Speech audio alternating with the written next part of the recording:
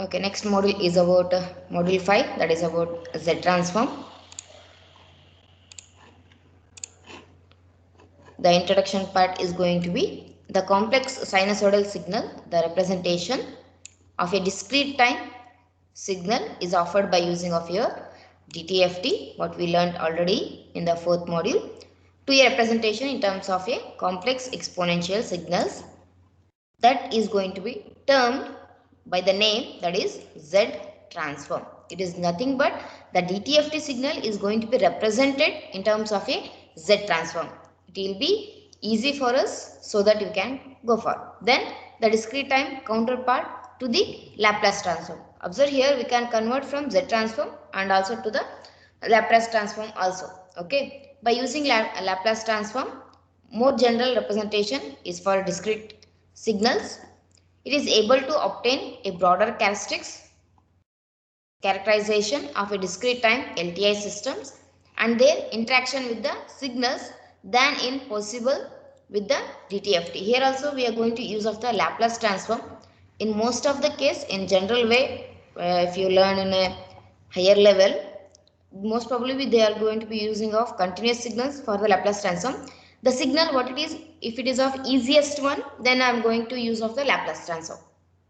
It depends on the designer.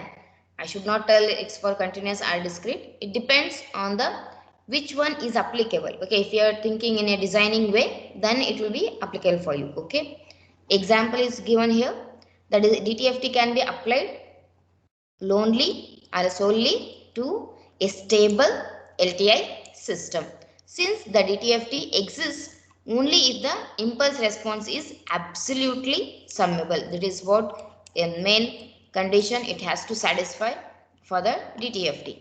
The Z transform of a impulse response exists for the unstable system.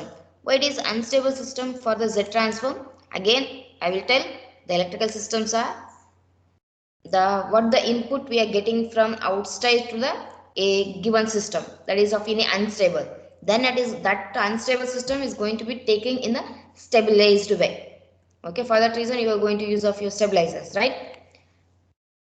And thus the Z transform can be used to study much broader in a wider range. We can go for class of discrete time LTI systems and signals. As continuous time, the discrete complex exponentials are in terms of your eigenfunctions of LTI systems. This characteristic induces the Z transform with a powerful set of properties for use in analyzing the signal and also about the systems. Many of the properties are going to be, it is almost similar to the DTFT only. For example, the convolution of time signal corresponds to the multiplication in Z transform. We learned this. I hope you remembered. Convolution in time domain is equivalent to the multiplication in the Z domain. In the DTFT, it is in terms of x of e raised to j omega into y of j e raised to j omega. That's we learned, right? The same thing in Z transform also it is going to be satisfying.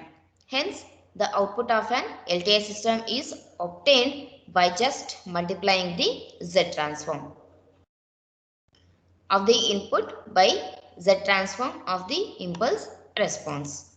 Then the primary role of the Z transform in engineering practices are study of the system characteristics. Why it is important?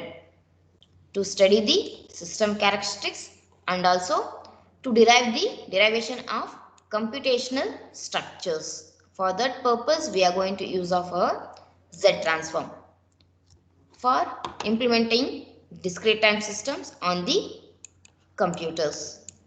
System characteristics I can learn and also about the computational structures, how it is done.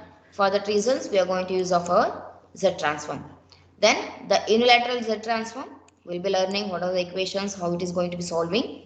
Unilateral Z transform is also used to solve the difference equation subjected to the initial conditions. The unilateral Z transform where it is giving the information about the positive values only.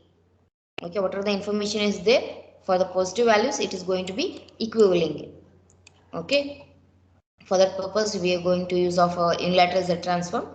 Okay. Then we'll start with the what are the basic equation, what are the properties are going for, and what are how when I can tell whether the system is going to be stable or not. Okay, those all information we will be learning in the Z transform.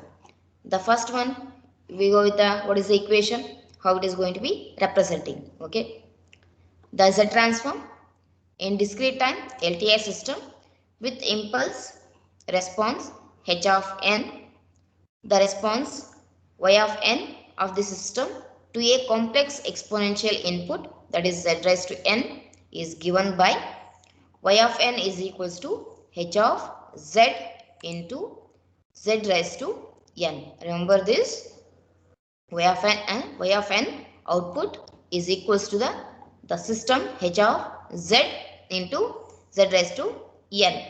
If I want what is my h of z, where h of z is going to be summation n varying from minus infinity to plus infinity h of n z raised to minus n.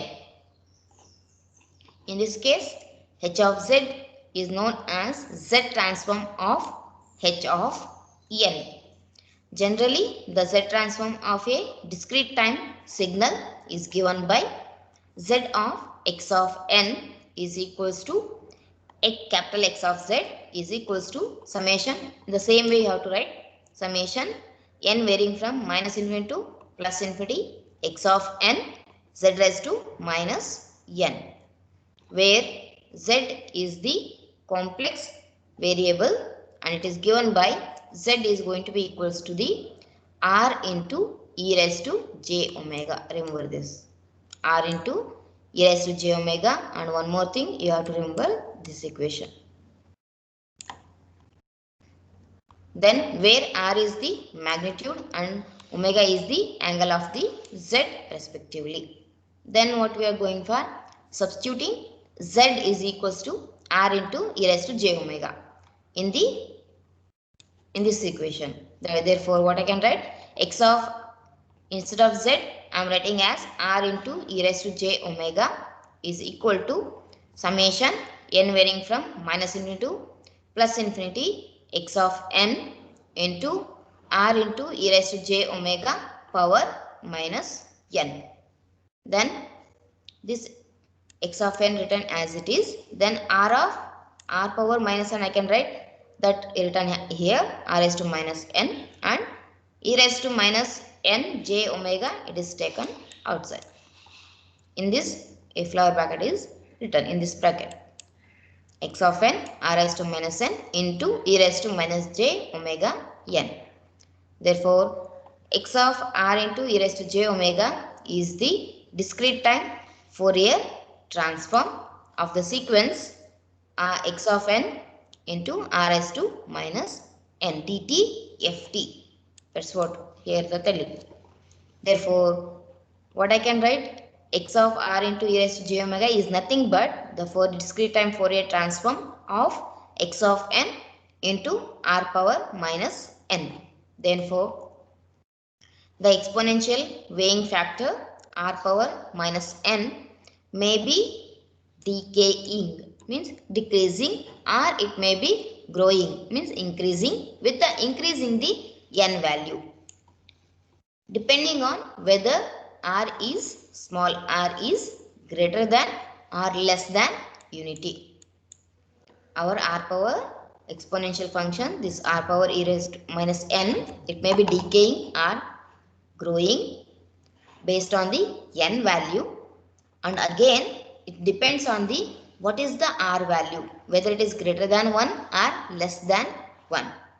When r is equals to 1, what is the condition is going for? We will check that. When mod of z is going to be equals to 1, then x of e raised to j omega DTFT equation we are writing summation n varying from minus infinity to plus infinity x of n e raised to minus j omega n. That is, x of e raised to j omega is equals to x of z. When it is going to be x of z? when our z is going to be equals to e raised to j omega. This equation is written in terms of a graph. This is a z plane. This is the origin and real part and imaginary part of the z and real part of the z, and this is the linear equation what is taken. It is of r into e raised to j omega. Omega is the angle, r is the amplitude, r is the magnitude. Okay, then figure shows the z plane. A point z is equals to r into e raised to j omega is located at a discrete r, is located at the discrete r, don't know, somewhere it is located from the origin, and angle omega relative to the real axis as it is shown. Then we can write the relationship between x of n and x of z as x of n. The z transform is going to be same thing. There we learned written as Fourier transform or DTFT, the discrete time Fourier transform. Here it is we are writing as x of n. The z transform is going to be x of z.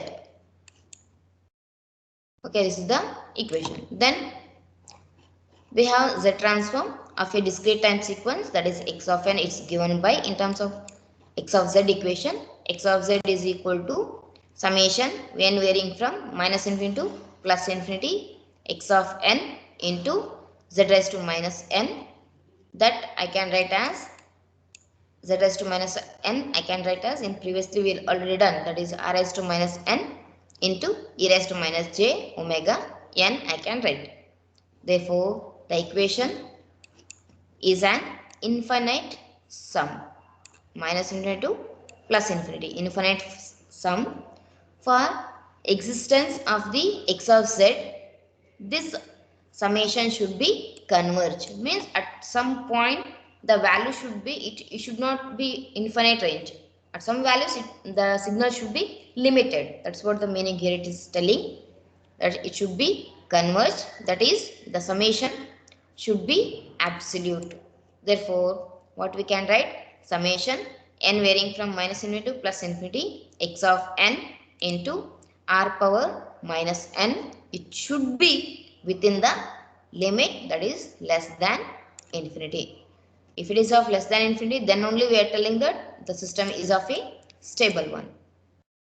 Therefore, the range of r, small r, for which the condition is satisfied, where it is within the infinity range, is known as region of convergence. Remember this word, that is region of convergence, that is ROC. In brief, we are telling of it. Then the set of mod of z for which the summation in the equation x of z is equals to summation varying from n varying from minus infinity to plus infinity x of n z raised to minus n converges is known as the region of convergence. Okay, remember this in your GATE exam. If you are going for, they will ask based on the region of convergence whether a system is going to be stable or not. Okay, how to find whether a system is stable or not based on the region of convergence, and also they will ask some questions based on ROC where it is existed.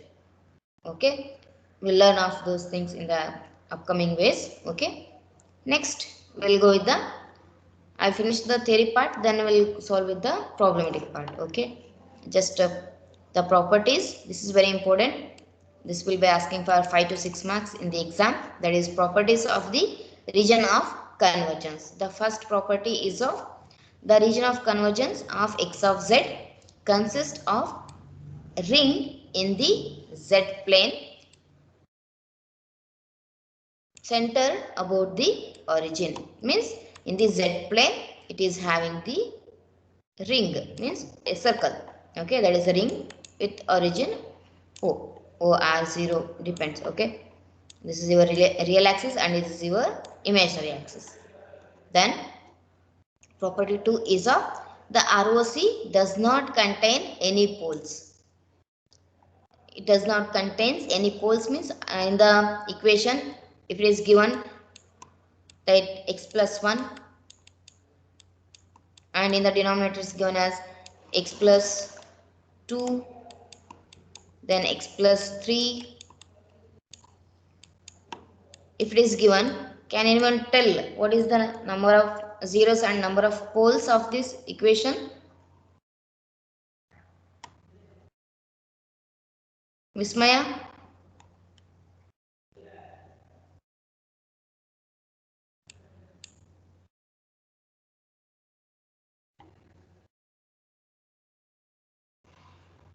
Know about the zeros and poles, how to find? Anyone tell?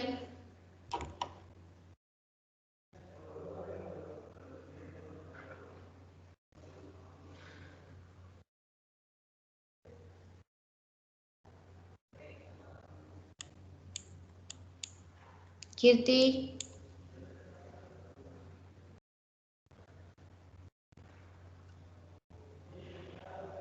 Are you knowing how to find the zeros and poles of a given equation?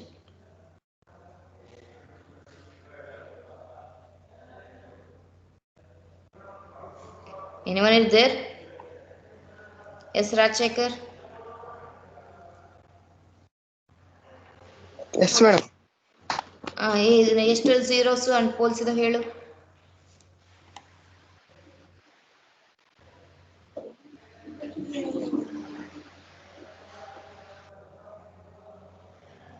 Okay, I will tell. When the numerator part, what it is there based on our x plus 1, if I am telling, means this numerator is giving the number of zeros and the denominator is giving the number of poles. Okay, in the denominator part, what we have to do, x plus 2, it should be equals to 0. Okay, then what is the x value here? X value is going to be minus 2, right? X is equals to minus 2. Then in the same way you have to go for x plus 3 is equals to 0. Then you will be getting as x is equals to minus 3. Minus 2 and minus 3 are the poles, and x is equals to minus 1, that is in the numerator, that is giving the information about zeros and poles. Okay, based on this, the number of poles, it should not consisting in the region of convergence, the poles are not going to be existing. That's what the information. Then the property third is of, if x of n is of finite duration, then the region of convergence is the entire z plane. Means the values of x of n, it should be in the limited fashion.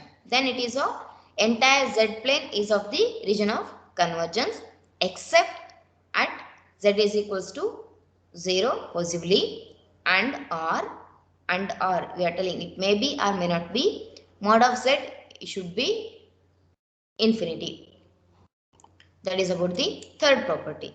And fourth property is of, if x of n is a right sided sequence, means only of the positive values, and if the circle mod of z is equals to r naught with the magnitude of r naught in the region of convergence ROC, then all finite values of z for which mod of z is greater than r naught will also be in the origin. It is going to be consisting within the origin. That is, the ROC, region of convergence of the right sided sequence, is outside the circle.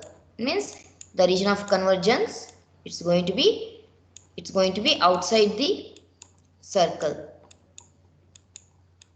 How it is going to be finding of region of convergence, will solve the problems, then you will understand. Okay, then the property 5 is of, if x of n is of left sided sequence, and if the circle mod of z is equals to r naught in the region of convergence, then all the values of z for which it is consisting in between 0 and r naught will also be in the region of convergence ROC.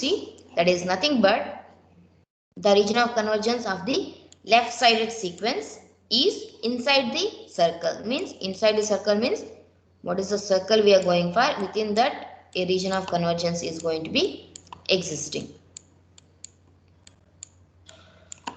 like this it will come. Okay, then property 6 is of if x of n is of two-sided sequence.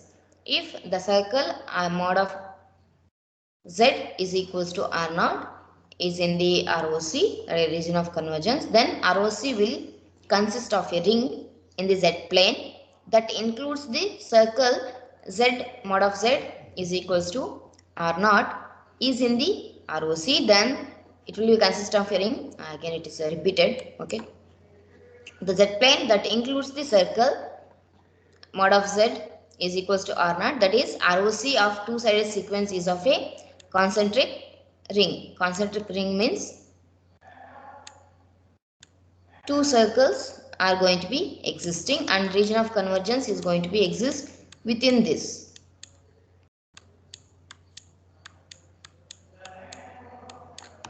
This is about the property 6. Next, property 7 is of if the z transform x of z of x of n is rational, then its region of convergence is bounded by the poles or extends to the infinity. When our z transform x of z of x of n is of a rational numbers, then our ROC is going to be based on the poles. It may poles are by extends the infinity. How it is going for by problem we'll understand. Okay, this is property 7. Okay, these are the properties of the region of convergence. This is very important. 7 properties. If you write, you will be getting of 6 marks. This is a theory part, which one it will be asking in the exam. Okay, if you go with the problem, solving the problems, you will understand what is these properties is going to be. Okay.